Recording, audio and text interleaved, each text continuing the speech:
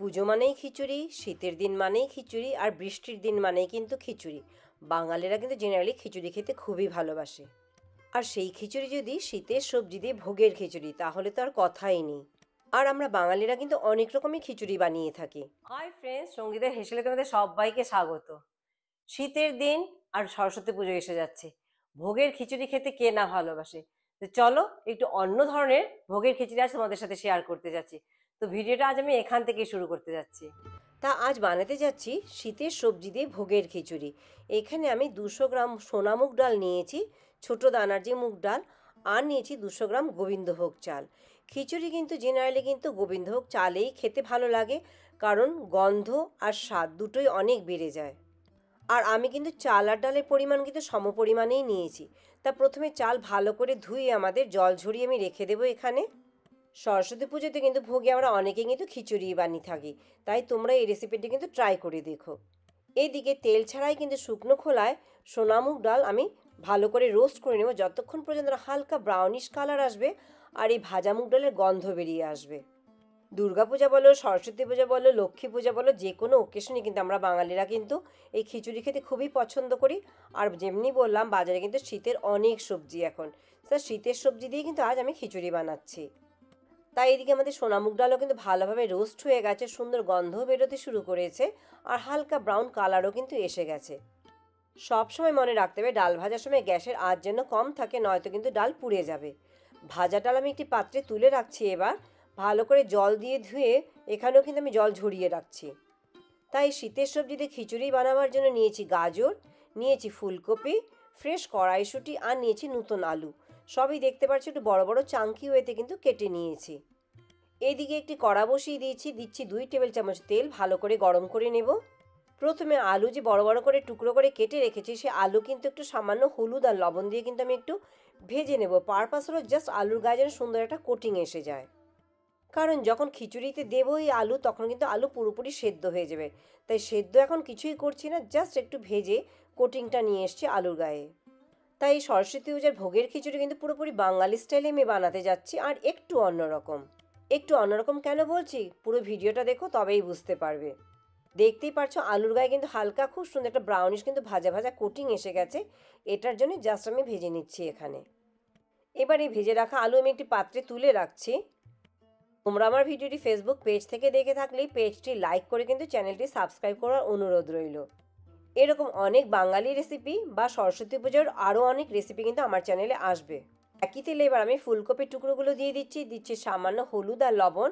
একইভাবে আলুর মতো কিন্তু ফুলকপিগুলোকে ভেজে নেব একটু লালচে করে। এই ভোগের খিচুড়িতে ফুলকপি ভেজে দিয়ে দেখো খুব সুন্দর গন্ধ আসবে, খিচুড়ি কিন্তু স্বাদই অনেক বেড়ে যাবে। পুজোর ভোগের খিচুড়ি একটু স্বাদে আর গন্ধে যদি একটু আলাদা না হয়, তবে হয় কি বলো।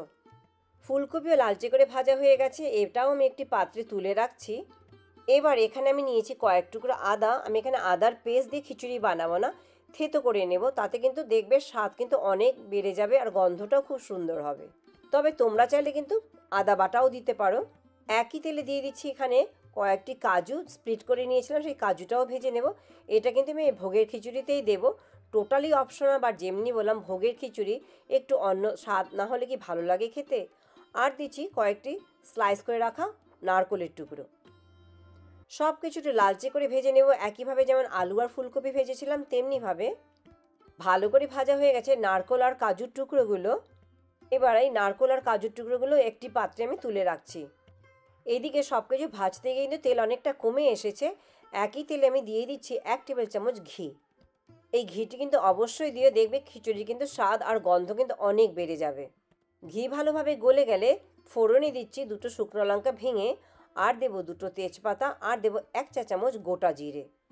ফোড়ন থেকে গন্ধ বেরোতে শুরু করলে এবার যে আমি থেতো করে রেখেছিলাম আদা, সেখান থেকে দেবো 1 টেবিল চামচ আদা। এবার আদা দিয়ে 30 সেকেন্ডের মতো ভেজে এবার দিয়ে দিচ্ছি একটি মিডিয়াম সাইজের আমি টমেটো চপ করে রেখেছিলাম, সেটা দিয়ে দেবো। এবার আদা আর টমেটো একটু ভেজে নেব। গ্যাসের আঁচ কিন্তু মিডিয়ামেই রয়েছে এখানে। 2 থেকে 3 মিনিট ভাজবো, অনেক সময় নয়। এই পুজোর ভোগের খিচুড়ি কিন্তু আমরা অনেকে অনেকভাবে বানিয়ে থাকি, তবে বলবো তোমরা এভাবেও একবার বানিয়ে খেয়ে দেখো। এবার এখানে দিয়ে দিচ্ছি জল যে ঝরিয়ে রেখেছিলাম গোবিন্দভোগ চাল, সেই পুরো চালটা এবার দিয়ে দিচ্ছি। চাল দিয়ে সামান্য ভেজে এবার এতে দিয়ে দিব কিছু গুঁড়ো শুকনো মশলা, দিচ্ছি স্বাদ অনুযায়ী লবণ, হলুদ গুঁড়ো, লাল লঙ্কার গুঁড়ো আর দিচ্ছি জিরে গুঁড়ো। সব কিছু পরিমাণ কিন্তু আমি শুরুতে ইনগ্রেডিয়েন্টস লিস্টে দিয়ে দিচ্ছি, ওখান থেকে দেখে নিতে পারো। সব শুকনো মশলা দিয়ে মিডিয়াম হিটে 3 থেকে 4 মিনিট আমি একটু ভেজে নিচ্ছি। একটু ভেজে নিয়ে এবার আমি যে সোনামুগ ডাল ভেজে ধুয়ে জল ঝরিয়ে রেখেছিলাম সেটা এবার দিয়ে দিচ্ছি এতে। এবার চাল ডাল সব কিছু শুকনো মশলা যে দিয়েছি তার সাথে ভালো করে কিন্তু গ্যাসের আঁচ মাঝারি রেখে কিন্তু 2 থেকে 3 মিনিট ভালো করে একটু ভেজে নিচ্ছি। চাল আর ডাল ভালো করে ভাজা হয়ে গেলে এবার এতে দিয়ে দিব জল। সবসময় খিচুড়িতে দেবার জন্য কিন্তু জল একটু গরম করে রেখো। এখানে আমি 200 গ্রাম চাল আর 200 গ্রাম ডাল নিয়েছি, তার জন্য আমি এখানে 1600 ml জল দিচ্ছি। জলের পরিমাণটা কিন্তু অনেক সময় কিন্তু ডিফার করে, কারণ অনেকে কিন্তু অনেকটা পাতলা খিচুড়ি খেতে পছন্দ করে, সেই ক্ষেত্রে কিন্তু জলের পরিমাণটা আরও একটু বেশি লাগবে। জল দিয়ে সব কিছু মিশিয়ে এবারেতে দিয়ে দিব আমি কড়াইশুঁটি যে রেখেছিলাম আর গাজরের টুকরোগুলো, আর দিয়ে দিব ভেজে রাখা আলুর টুকরোগুলো, কারণ এগুলো কিন্তু সেদ্ধ হতে সময় লাগবে, কারণ এগুলো সবগুলো সেদ্ধ হতে অনেকটা সময় লাগবে, তাই খিচুড়ি শুরুতেই দিয়ে দিচ্ছি, চাল ডালের সাথে ভালোভাবে সেদ্ধ হয়ে যাবে। তোমরা হয়তো ভাবছো একটুখানি লম্বা প্রসেস ভেজে ঠেজে নিয়ে করা, তবে পুজোর ভোগ আর একটু ভালো খেতে হলে কষ্ট তো করতে হবে। সিম্পল খিচুড়ি রেসিপি যদি চাও সেটাও কিন্তু আমার চ্যানেলে আছে, আমি ডেসক্রিপশন বক্সে শেয়ার করব, সেটাও তোমরা কিন্তু বানিয়ে খেতে পারো। 5 থেকে 7 মিনিট ঢাকা দিয়ে রান্না করে মাঝে মাঝে কিন্তু ঢাকা খুলে একটু নাড়িয়ে দিতে হবে, কারণ ডাল কিন্তু অনেক সময় কিন্তু আটকে যাওয়ার প্রবাবিলিটি থাকে প্যানের নিচে, তাই নিচে যেন লেগে যায় না, তাই মাঝে মাঝে ঢাকা খুলে কিন্তু একটু নাড়িয়ে দিতে হবে আমাদের। এবার ঢাকা দিয়ে একদম লো হিটে কিন্তু 10 থেকে 12 মিনিট কিন্তু আমাদেরকে রান্না করে নিতে হবে। এই পর্যায়ে কিন্তু আমাদের দেখে নিতে হবে আলু গাজর চাল ডাল ভালোভাবে সেদ্ধ হয়েছে কিনা, না হয়ে থাকলে কিন্তু আরও একটু সময় রান্না করে নেব। এবার এতে দিয়ে দিচ্ছি ভেজে রাখা ফুলকপি, কাজু, কিশমিশ আর দিচ্ছি ভেজে রাখা নারকেলের টুকরো। দিচ্ছি আরও 1 টেবিল চামচ আদা থেতো করে রেখেছিলাম সেটা, তাতে দেখবে খিচুড়ির কিন্তু গন্ধ অনেক বেশি বেড়ে যাবে। আর দিচ্ছি চিড়ে রাখা 4-5টা কাঁচা লঙ্কা। দিয়েছি 1.5 চামচ চিনি, বাই মিস্টেক ভিডিওটি আমার থেকে ডিলিট হয়ে গেছে। চিনিটি কিন্তু খিচুড়িতে অবশ্যই দিতে হবে, এতে কিন্তু দেখবে খিচুড়ির স্বাদ অনেক বেড়ে যাবে। ঢাকা দিয়ে লো হিটে 2-3 মিনিট রান্না করে ঢাকা খুলে নিয়েছি। এবার আমি সব কিছু ভালো করে মিশিয়ে দিয়ে দেবো এতে 1 চা চামচ গরম মশলা গুঁড়ো আর 1 টেবিল চামচ কিন্তু ঘি।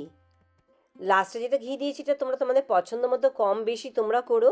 আমার চ্যানেলে কিন্তু অন্য খিচুড়ির রেসিপি তো রয়েছে, সিম্পল খিচুড়ি রেসিপি রয়েছে, নবাবী খিচুড়ির রেসিপি রয়েছে, তোমরা কিন্তু দেখে নিও। ব্যাস তৈরি হয়ে গেল শীতের সবজি দিয়ে সরস্বতী পুজোর জন্য ভোগের খিচুড়ি। সব কিছু ভালোভাবে মিশিয়ে দিয়ে গ্যাস বন্ধ করে দিচ্ছি আর একটু সময় ঢেকে রাখতে পারো। এই ভোগের খিচুড়ির সাথে লাবড়া দিয়ে খেতে চাইলে আমার চ্যানেলে কিন্তু লাবড়ার রেসিপি রয়েছে, ডেসক্রিপশন লিঙ্কে দিয়ে দেবো, তোমরা দেখে নিও। আর পুজোর ভোগে জেনারেলি কিন্তু আমরা 5 রকম ভাজাও দিয়ে থাকি খিচুড়ির সাথে, তাই যে কোনো পছন্দ মতো যে সবজি তোমাদের কাছে আছে বা ভাজা পছন্দ করো সেটা দিয়ে পরিবেশন করতে পারো। পুজো এসে যাচ্ছে, আরও অনেক সরস্বতী পূজা রিলেটেড রেসিপি আমার চ্যানেলে আসবে। গরম গরম খিচুড়ির সাথে ভাজা দিয়ে বা লাবড়া বলো বাঁধাকপির ঘন্ট যাই বলো না কেন, খেতে দুর্দান্ত। যেমন গন্ধ বেরিয়েছে খেতেও তেমনি কিন্তু স্বাদ হয়েছে। তো ভিডিওটা তোমরা ট্রাই করো কিন্তু রেসিপিটি। তো আজ এই ভিডিওটা আমি এখানেই শেষ করছি। ভালো লাগে লাইক শেয়ার সাবস্ক্রাইব করতে একদম ভুলো না। পরে আবার অন্য কোনো ভিডিও নিয়ে তোমাদের কাছে চলে আসবো। সবাই ভালো থেকো, চলো বাই বাই।